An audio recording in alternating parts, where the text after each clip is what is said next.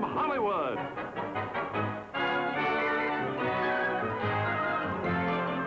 The Jack Benny Program.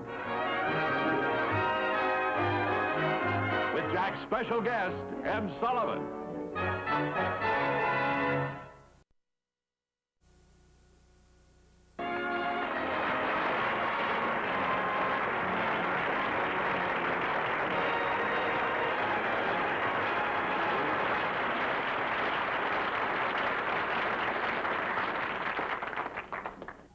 Thank you very much, ladies and gentlemen, and welcome to the show. Now, I've got to tell you what happened to me today as I was driving down to the studio. See, when I stopped for a red light, I noticed a little old lady sitting on the bench waiting for a bus. So I picked her up, you know, and as long as she was coming in this direction anyway, see, I brought her over here to the studio. And when she got out of the car, she was so grateful that she offered me the 30 cents which she would have had to pay the bus. Well, naturally, I wouldn't accept it. But I noticed it was hurting her feelings, and she was so anxious to show her appreciation that right now, while I'm doing this show, she's outside washing my car.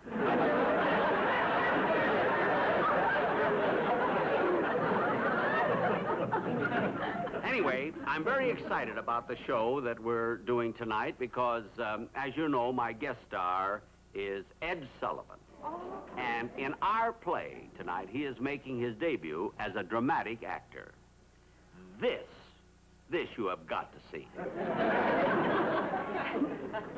And now, ladies and gentlemen, before I present Mr. Sullivan, I would like to bring out a young lady. Jack.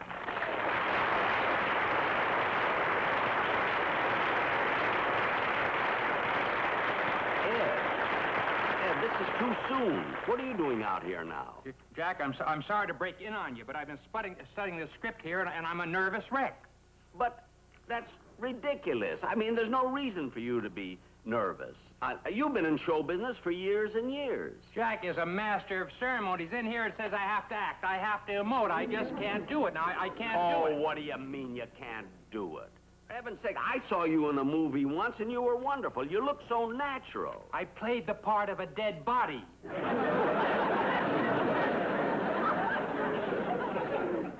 I know, but you did it standing up. Look, Ed, will you please not worry about it? It'll be just fine. Now, go back to your dressing room and study the script. Now, don't worry. Well... Please. It's amazing how much that man worries. And to look at him, you'd never know it. And I can't understand why he's worried so much, because I went to the bother and the expense of bringing a young lady over here, a beautiful young girl, to help us with the play we're going to do. And she's here from Paris, France. And here she is, Miss Monique Lemaire. I was just telling our audience about you, and I want to tell you how very happy I am that you're in our show here. Thank you very much, Monsieur Benny. It was a great compliment that you invited me to be on your show. Well, you're certainly welcome. And I must say, for a young lady who's been in this country such a short time, you speak very good English. Much better than I speak French, you know. Oh, do you speak French? Well, a little. I mean, enough to call my poodle. Yes, I speak French fairly well. Well, you know that I can go to a French movie and understand practically every word. Oh, you mean you can't go to a Brigitte Bardot movie and enjoy it? I can go to a Brigitte Bardot movie with my ears plugged and enjoy it.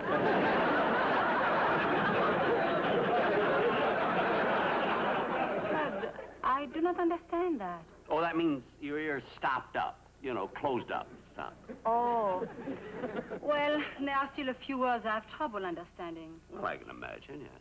For instance, there's a word I've heard here many times that I do not understand. What word is that? Keep.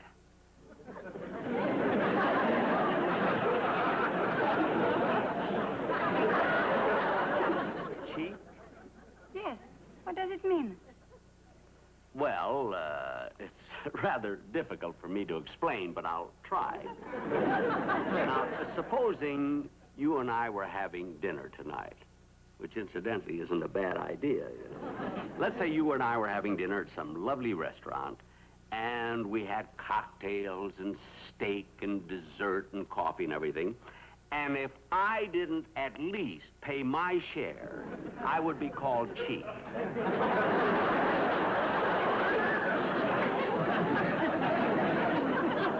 You understand? Oui, oui. That's why you're getting your car washed. Yes, exactly. Now, Monique, I think you ought to go to your dressing room and make a change. Make your change now for the play we're going to do. You see? And once again, let me tell you how happy I am that you're here with us. Thank you. Champs-Élysées. That means you're welcome.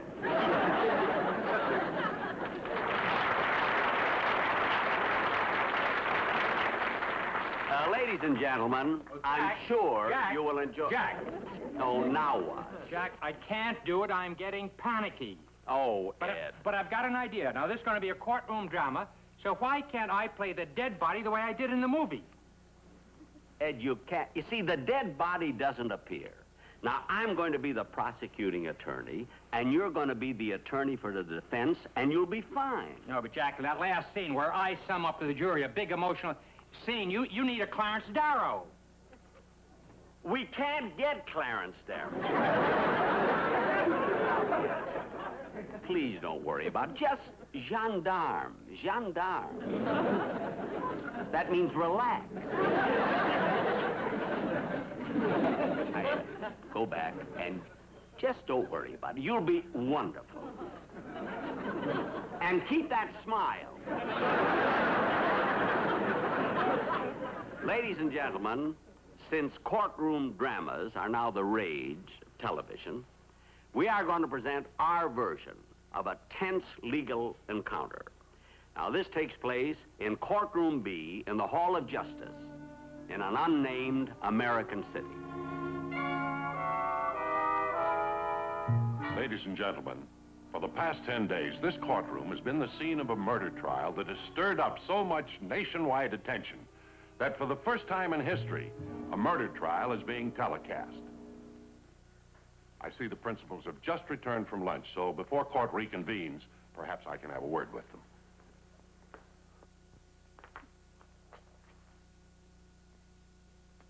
This gentleman here is Prosecutor Benny, the most feared district attorney in the country.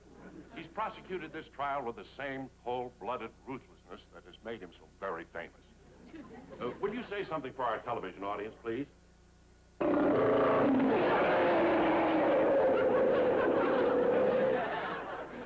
I told you he was rough.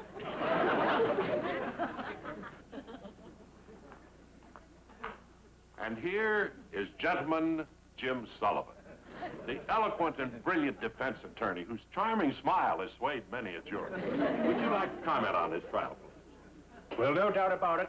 This is big. Really big.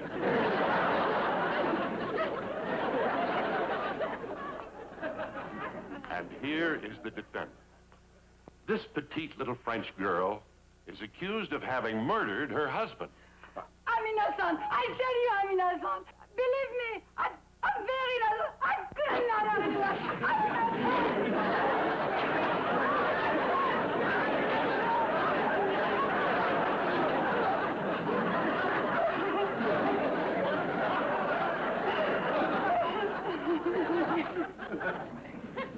Incidentally, you might be interested to know that her father owns a tailor shop. Well, I see court is about to resume. Now, let me ask you something, Madame Duval. Do you recognize this? Oui, it is an airplane ticket. I'll say it's an airplane ticket. And this ticket was purchased by you the night of your husband's murder. Now, if you're so innocent, why did you suddenly decide to go to Paris? Because I love Paris. Naturally, you love Paris. It's 3,000 miles away from the scene of your crime. I object, Your Honor, to the contemptible innuendos of this district attorney. Because with the court's permission, I can prove that my client had a perfectly innocent reason for leaving the country at this time. You may proceed. Fifi, in your own words, would you tell the judge and the court why you decided at that particular time to purchase a ticket to Paris? Because I love Paris in the springtime. Of course, Paris is beautiful in the springtime. And I love Paris in the fall. I love Paris in the summer. When it sizzles? I love Paris in the winter.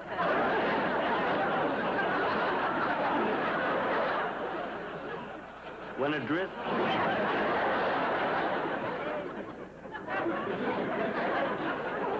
I love Paris every moment.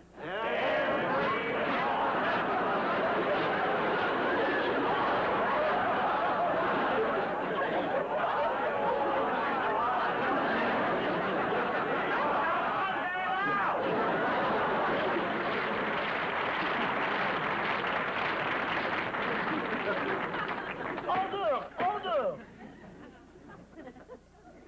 Now, on the night of the murder, my client had dinner with her husband, the Chapeau restaurant, Wilshire and La Brea, and that was a particularly happy night, wasn't it? I will never forget that dinner. My husband enjoyed so much. He loved frog's legs. Frog's legs. That night, he ate 7 dozen frog's legs. Just a minute. Your husband was murdered on the night of March 1st. Why did you wait till March 6th to report it? I didn't know he was dead. You didn't know he was dead. He was so full of frog's legs, it took him 5 days to stop jumping.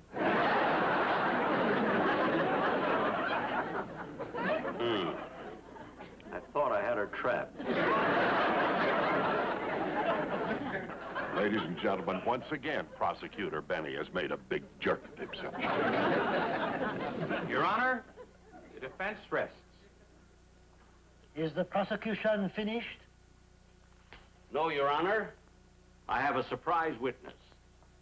Will you please call in my witness? Madame Duval, you may step down.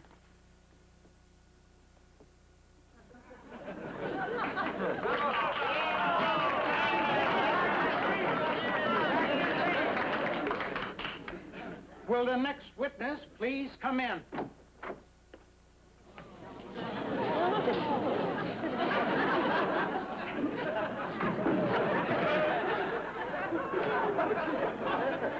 Please sit down. Ooh, it's still warm. Now, will you please tell the court your name? Arlington Montgomery Van Usen III. And what do you do? I'm a busboy at the Chapeau restaurant. A busboy? Just a minute. From a distinguished family like yours, why would you be a busboy? My father disinherited me when I flunked at polo. Flunked at polo? I missed the ball and killed my horse. Objection overruled.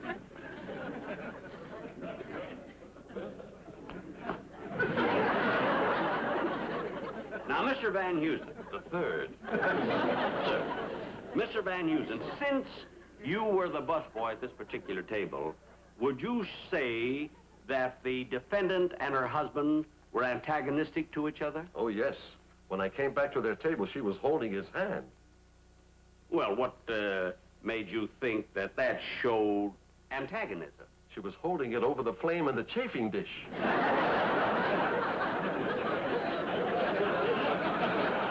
Now, tell me, did you or did you not see a murder on March 1st? Definitely. Definitely what? I definitely did or did not see a murder. Well, which is it? It's your question. Take your pick.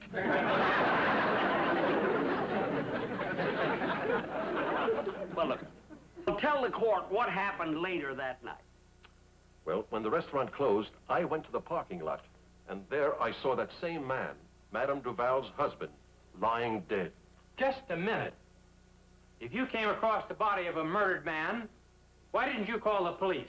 When you're found dead after eating in our restaurant, that doesn't necessarily mean that you've been murdered.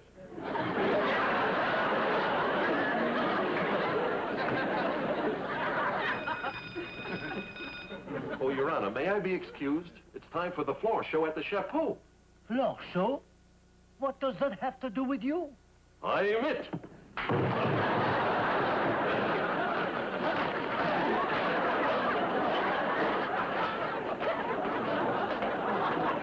Ole!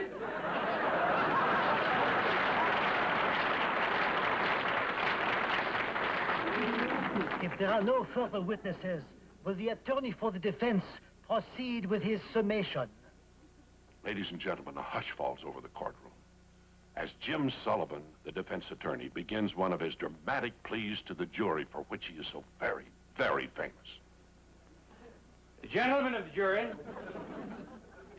never in my long career before the bar, or never, probably in the history of American jurisprudence, has such monumental trivia been uttered as you have heard from my distinguished opponent here, the district attorney. We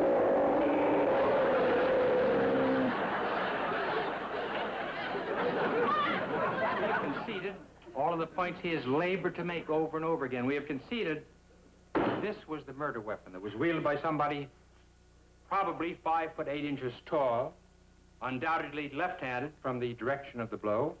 We've conceded all of these things because none of these qualifications fit my client, this innocent, grief-stricken widow. She is not left-handed. She is not 5'8". She wouldn't be strong enough to wield such a weapon as this. Now, I beg of you, gentlemen, I plead with you. You have children at home. You have wives. Look at this woman who's being crucified by this terrible person here. I mean, there's no point to it. She is innocent. She is bereaved. And she is the one who now is being set upon by this beast here. Is this fair? Is it American? Is it honest? Is this the face of a murderess? Oh, incidentally, out in our audience, there's some celebrities there.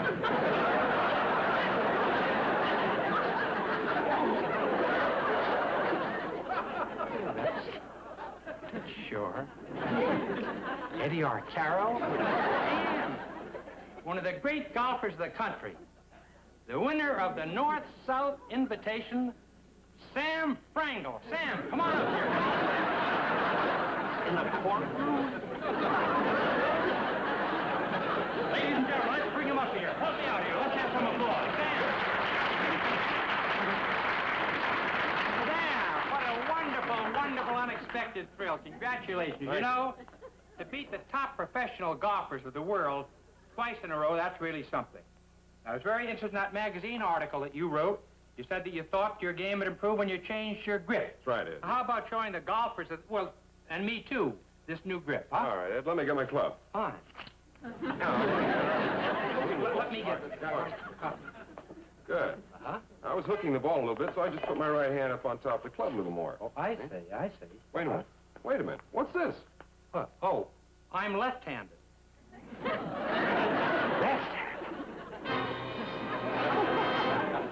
Good, your grip looks all right. Now, I'll tell you, take a little wider stance. By the way, Ed, how tall are you? Hmm? How tall are you? Exactly 5'8". 5'8". Look, you're gripping the club too hard now. You're scratching it with that heavy ring you're wearing there. Heavy ring. Well, where's it scratching? Right there where it was scratched before. All right, now, you ready to swing? Yes.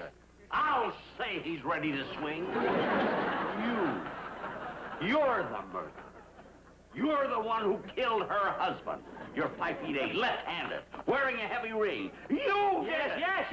I did it. I did it, Jack. But, Jack, I couldn't help it. I loved her desperately, Jack. I had to get rid of her. But, Jack, I loved her so much. It was perfectly in it. All right.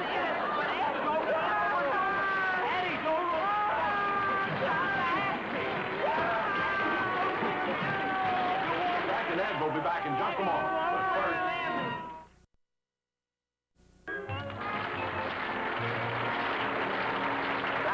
Thank you very much, ladies and gentlemen. Ed, you were just wonderful as the defense attorney. Oh, and by the way, I have to be in court in a few weeks. I wish you could be there to defend me. I can't, Jack. Why not? I'm the one who's suing you. Oh, yes, for heaven's sake. Well, good luck.